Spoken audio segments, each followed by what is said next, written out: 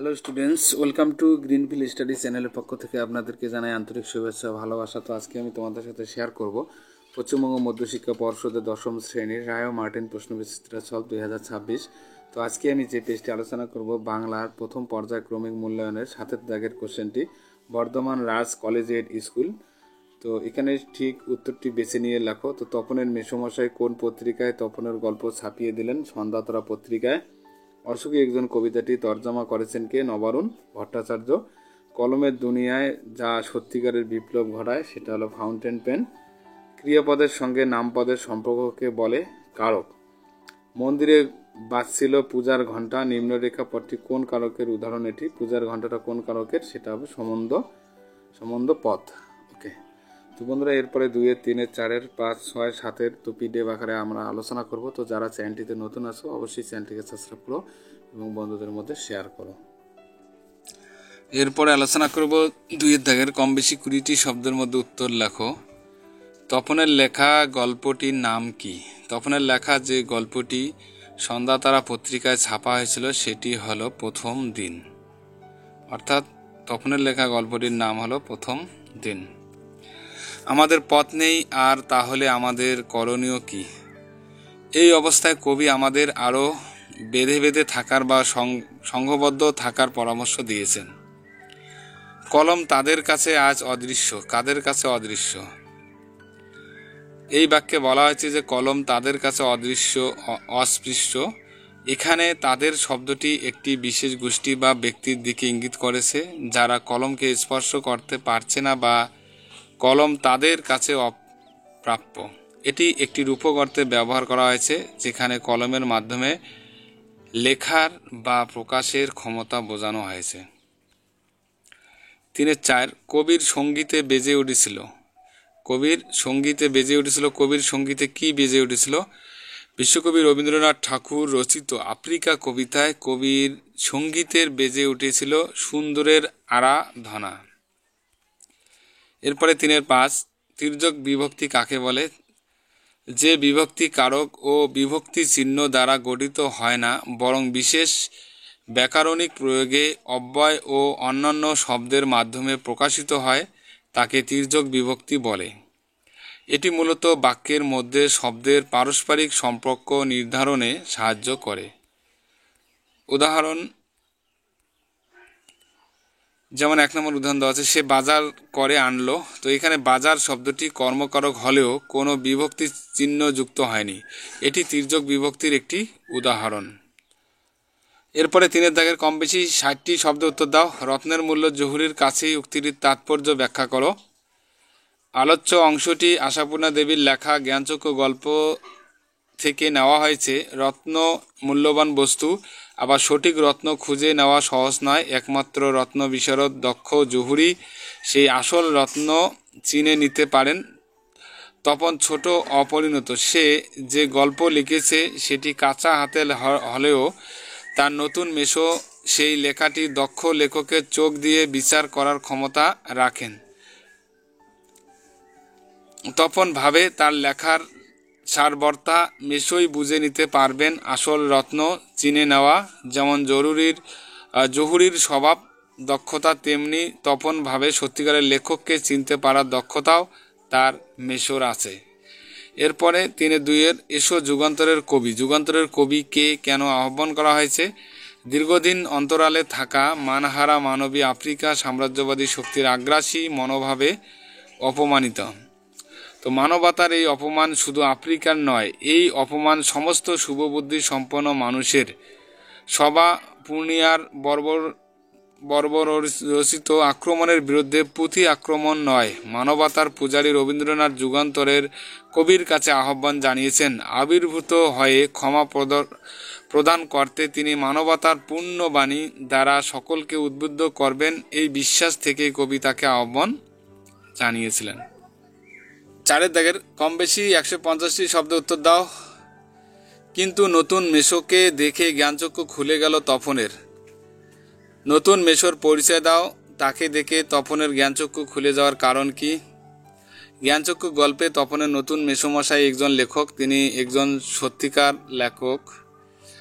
নতুন মেশোকে দেখে তপনের জ্ঞানচক্ষু খুলে যাওয়ার কারণ হলো তিনি দেখতে পান যে লেখকেরা সাধারণ মানুষের মতোই হন। তিনি বুঝতে পারেন যে লেখকেরা কোনো আকাশ থেকে পড়া জীব নয়, তাই লেখক হতে তপনের নিজেরও কোনো বাধা নেই। গরমের ছুটিতে তপনের ছোট মাসির বিয়ে হয়। মামার বাড়িতে এসে থাকা তপন বিয়ের পর নতুন অধ্যাপক মেশো মশাইকে দেখে তপন শুনে অবাক হয় যে তার নতুন মেশো একজন সাহিত্যিক। তপন জানত না যে লেখক বা সাহিত্যিকেরা সাধারণ মানুষের মতোই হন। নতুন মেশোকে দেখে তপনের বিশ্বাস দৃঢ় হয়, তপনের জ্ঞানচক্ষু খুলে যায়। 4-2 আর সেই মেয়েটি আমার অপেক্ষায়। কোন মেয়েটির কথা বলা হয়েছে? কোন পরিস্থিতিতে সে কতকের জন্য অপেক্ষা করেছে? পাবলো নেরুদা রচিত অসুখী একজন কবিতায় কতকের জন্য অপেক্ষারত যে মেয়েটির উল্লেখ পাওয়া যায় তার কথা বলা হয়েছে। কবিতার আরম্ভের বিচ্ছেদ দৃশ্যে লুকিয়ে থাকা দুজন নরনারীর চিরকালীন প্রত্যাশা ও অপেক্ষার বীজ। যদিও জীবন তার নিজের গতিতে চলতে থাকে, টুকরো টুকরো প্রত্যাহিকতায় সপ্তাহ আর বছর কেটে যায় বৃষ্টিতে। কবির পদচিহ্ন ধুয়ে ঘাস জন্মালো রাস্তায়। কবির অস্তিত্ব অনেকের মন থেকেই একটু একটু করে মুছে যেতে থাকে, কিন্তু পাথরের মতো ভারী, গভীর ও দীর্ঘস্থায়ী যন্ত্রণায় সেই অপেক্ষারতা নারীর দিন কাটে। এরপর আসে যুদ্ধ। সমতলে আগুন ধরায় ধ্বংস হয় মানুষের স্বপ্নের আশ্রয়। রক্ষা পায় না শিশুরাও। এতদিনকার রক্ষণশীলতার প্রতীক মন্দির আর মন্দিরের দেবমূর্তিগুলো ধূলিসাৎ হয়। কবির মিষ্টি বাড়িটিও ধ্বংস হয়। যুদ্ধের আগুনে ভস্মীভূত হয় সমস্ত শহর। যত্রতত্র ছড়িয়ে থাকে কাঠকয়লা, দোমড়ানো মোচড়ানো লোহা, মৃত পাথরের মূর্তির বীভৎস মাথা ও রক্তের শুকনো কালো দাগ। শুধু এই যুদ্ধের বীভৎসতা ছুঁতে পারে না কবির সেই প্রিয় অপেক্ষারতর ভালোবাসাকে। ধ্বংস ও বিনাশের হাজার লেলিহান শিখা তাকে কোনো মতেই ধ্বংস করতে পারে না। সময় অন্তরে প্রবাহমান মানব হৃদয়ের যন্ত্রণা, আকুতি ও আরতি সেই মেয়েটির মধ্য দিয়ে ফুটে ওঠে অনুভূতির অবিনাশী প্রকাশ হিসাবে। এরপরে কম বেশি 150টি শব্দ উত্তর দাও। যে কোনো প্রশ্ন একটি প্রশ্ন উত্তর দিতে বলছে। ফাউন্টেন পেন বাংলায় কী নামে পরিচিত? নামটি কার দেওয়া বলে উল্লেখ করা হয়েছে? ফাউন্টেন পেনের জন্ম ইতিহাস লেখো। তো ফাউন্টেন পেন বাংলায় কী নামে পরিচিত? ফাউন্টেন পেন বাংলায় যন্ত্র কলম নামে পরিচিত। নামটি কার দেওয়া বলে উল্লেখ করা হয়েছে? এখানে রবীন্দ্রনাথ ঠাকুর এই নামটি দিয়েছিলেন বলে উল্লেখ করা হয়েছে। ফাউন্টেন পেনের জন্ম ইতিহাস। ফাউন্টেন পেনের আবিষ্কার একটি দীর্ঘ প্রক্রিয়া যা কয়েক শতাব্দী ধরে বিবর্তিত হয়েছে। প্রাথমিক ধারণা ও উন্নয়ন। প্রাচীন মিশরীয় রোমানরা কলমের মতো সরঞ্জাম ব্যবহার করলেও আধুনিক ফাউন্টেন পেনের ধারণা আসে 10ম শতাব্দীতে।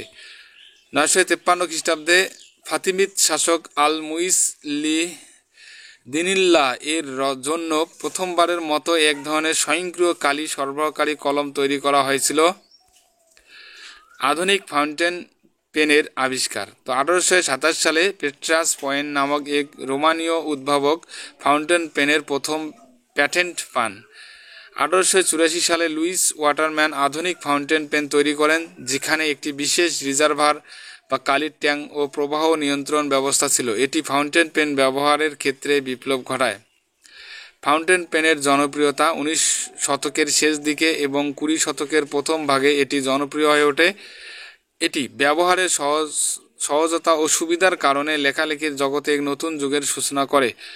বর্তমানে ফাউন্টেন পেন প্রযুক্তির অনেক উন্নত হয়েছে, তবে এটি এখনও অনেকের কাছে শৈল্পিক ও ঐতিহ্যবাহী লেখনীর প্রতীক হিসাবে ব্যবহৃত হয়।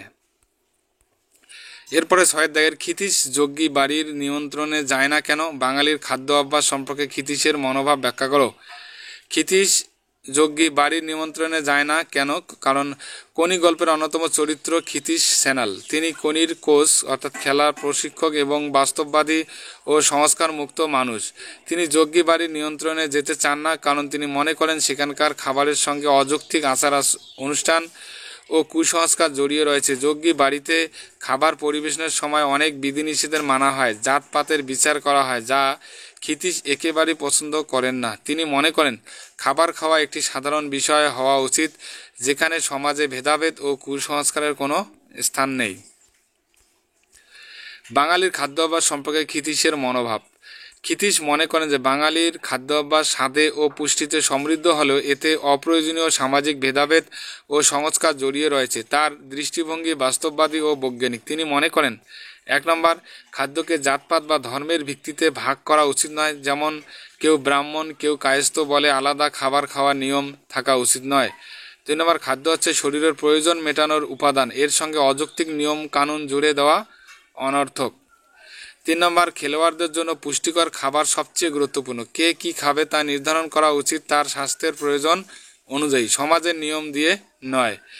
ক্ষিতীশ চ্যানেলের এই চিন্তাভাবনা কোনি গল্পের মূল বার্তার সঙ্গে মিলে যায়। তিনি চান কোনি সমাজের বাধা পেরিয়ে নিজের যোগ্যতায় সফল হোক। তাই তিনি শুধু খেলাধুলায় নয়, চিন্তাধারাও সংস্কারমুক্ত মুক্তিমনা হতে উৎসাহিত দেন। যাই হোক, এরপরে আলোচনা করব সাতের দাগের চলিত গদ্যে অনুবাদ করো। Home is the first school where the child learns his first lesson. বাড়ি হলো প্রথম স্কুল যেখানে শিশু তার প্রথম পাঠ শেখে। He sees, hears and begins to learn at home. তিনি দেখেন, শুনেন এবং বাড়িতে শিখতে শুরু করেন। In a good home, honest and healthy men are made. একটি ভালো বাড়িতে সৎ ও সুস্থ পুরুষ তৈরি হয়। Bad influence at home spoils a child. বাড়িতে খারাপ প্রভাব একটি শিশুকেও নষ্ট করে। তো বন্ধুরা, তাহলে আজকে আমরা এই পর্যন্ত আলোচনা করলাম। তো যারা চ্যানেলটিতে নতুন আছে অবশ্যই চ্যানেলটিকে সাবস্ক্রাইব করো এবং বন্ধুদের মধ্যে শেয়ার করো। আজ তাহলে এই পর্যন্ত, সবাই ভালো থাকবে। Happiness day. এইরকম আরো ইন্টারেস্টিং ভিডিও পেতে ফলো দিয়ে রাখুন আমাদের পেজ এবং চ্যানেলটিকে। দেখা হচ্ছে পরের ভিডিওতে।